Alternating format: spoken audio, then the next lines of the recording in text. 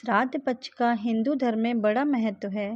प्राचीन सनातन धर्म के अनुसार हमारे पूर्वज देवतुल्य हैं और इस धरा पर हमने जीवन प्राप्त किया है और जिस प्रकार उन्होंने हमारा लालन पालन कर हमें कृतार्थ किया है, उससे हम उनके ऋणी हैं। समर्पण और कृतज्ञता की इस भावना से श्राद्ध पक्ष प्रेरित है, जो जातक को पितृऋण की मुक्ति मार्ग दिखाता है।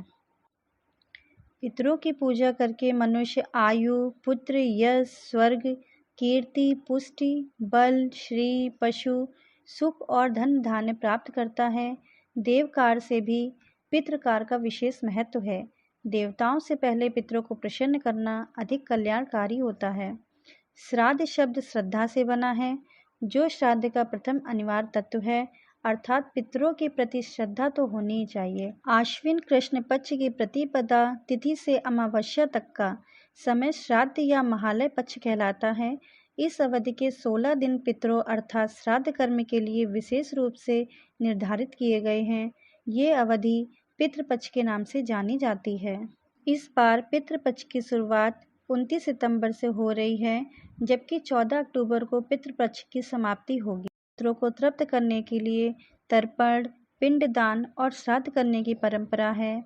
बताया जाता है कि जिस परिवार में किसी सदस्य का देहांत हो चुका हो, उन्हें मृत्यु के बाद जब तक नया जीवन नहीं मिल जाता, तब तक वे सूक्ष्म लोक में ही वास करते हैं। शास्त्रों में मानता है कि इस दौरान पितरों का आशीर्वाद उनके परिजनों को मिलता है। पितृपक्ष में उनके पूर्वज धरती पर आकर अपनों का ख्याल रखते हैं और उन्हें आशीर्वाद देकर उनकी समस्याएं दूर करते हैं। धार्मिक मान्यताओं के अनुसार पितृपक्ष में किए गए इन कार्यों से पितरों को शांति मिलने के साथ ही वंशजों का पितृदोष दूर होता है। यही नहीं, पितरों का आशीर्वाद भी प्राप्त होता है। पितृपक्ष में वंशजों के लिए अपने पूर्वजों की आत्मा की शांति के लिए श्राद्ध कर्म करने का विधान है। पितृपक्ष अपने पूर्वजों को याद करने और उनके उपकार का आभार व्यक्त करने के दिन माने जाते हैं। मान्यता है कि इस बीच हमारे पूर्वज हमारे आसपास धरती लोक पर ही रहते हैं।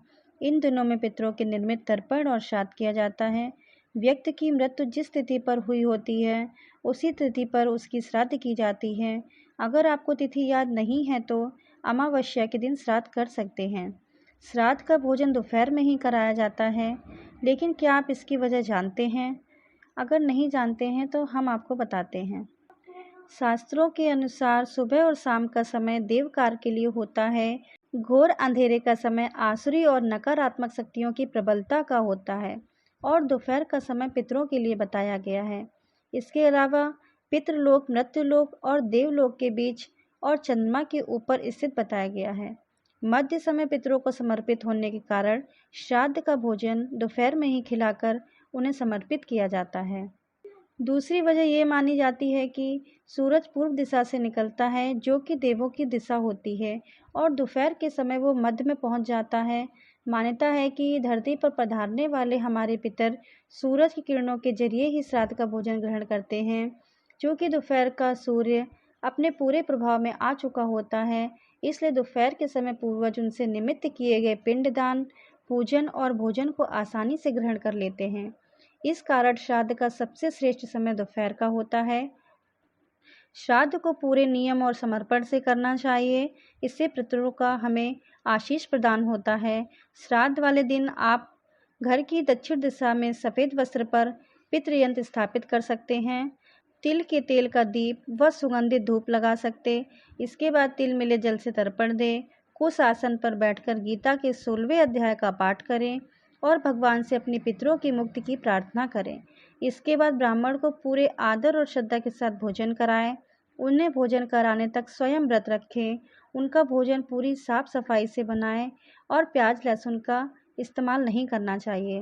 भोजन के बाद उन्हें वस्त्र, दक्षिणा आदि देकर पैर छूकर उनका आशीर्वाद लें और अपने पितरों से गलती की क्षमा याचना करें। शाम के समय दक्षिण दिशा में सरसों का तेल का दीप जलाकर रखें, जिससे हमारे पितर प्रसन्न होते हैं। श्राद्ध पक्ष में पितरों के अलावा ब्राह्मण, गाय, कुत्ता और कौवे को भी भोजन खिलाने की परंपरा है। गाय में सभी देवी देवताओं का वास होता है, इसलिए गाय का महत्व है। वहीं पितर पक्ष में कौवे को भी पितर रूप माना जाता है, इसलिए कौवे को भी भोजन खिलाने का विधान है। और जब हमारे पितर प्रसन्न होते हैं तो हमें उनका आशीर्वाद मिलता है, जिससे हमारी तरक्की होती है, सभी मनोकामना पूर्ण होती हैं, परिवार में शांति बनी रहती, वंश वृद्धि होती है और आकस्मिक बीमारियों का नाश हो जाता है। अगर आपको ये जानकारी अच्छी लगे तो प्लीज़ हमारे वीडियो को लाइक करें, शेयर करें, सब्सक्राइब करें और कमेंट करना ना भूलें। धन्यवाद दोस्तों।